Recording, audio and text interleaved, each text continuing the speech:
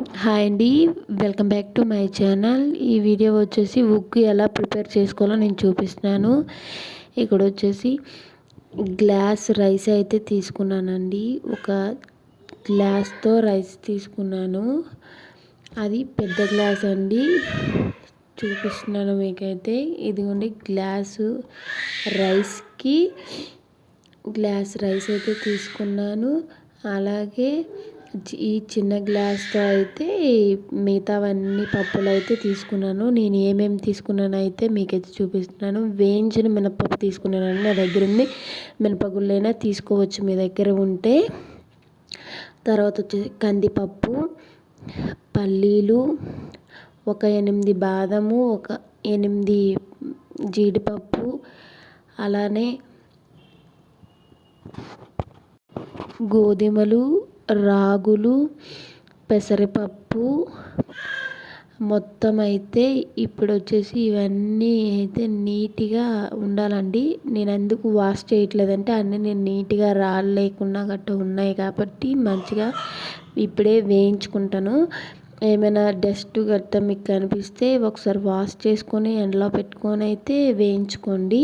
నాకైతే నీట్గా ఉన్నాయి, డస్ట్ ఏం లేదు కాబట్టి వీటినైతే నేను ఇప్పుడు వేయించుకుంటాను. ఇక్కడ వచ్చేసి జీడిపప్పు, బాదము, పల్లీలు వేయిస్తున్నాను ఫస్ట్. ఇవి మీడియం ఫ్లేమ్లో పెట్టేసి మంచిగా అయితే ఫ్రై అవ్వాలండి. మంచిగా ఫ్రై అవ్వడం ఎందుకంటే పచ్చి వాసన వస్తే పిల్లలు తినలేరు కదా, అలా అని మాడిపోయినా తినలేరు. ఏం చేయాలంటే మీడియం ఫ్లేమ్లో పెట్టేసి మంచిగా వేయించుకోండి. ఇదిగోండి, నేను మీడియం ఫ్లేమ్లో పెట్టి వేయించుకున్నాక ప్లేట్లోకి అయితే తీసేసాను. ఇప్పుడు సైడ్కి అయితే పెట్టేస్తున్నాను. తర్వాత ఇవన్నీ ఉన్నాయి కదండి, అవన్నీ కలిపేసి మళ్ళీ అందులో అదే కళాయిలో వేసేసి వేయించుతున్నాను. ఇవి కూడా మీడియం ఫ్లేమ్లో వేయించుకోవాలి. మంచిగా అయితే ఫ్రై అవ్వాలండి. ఇవి ఎలా అంటే మాడిపోకూడదు, మాడిపోతే పిల్లలు ఇష్టపడరు తినడానికి.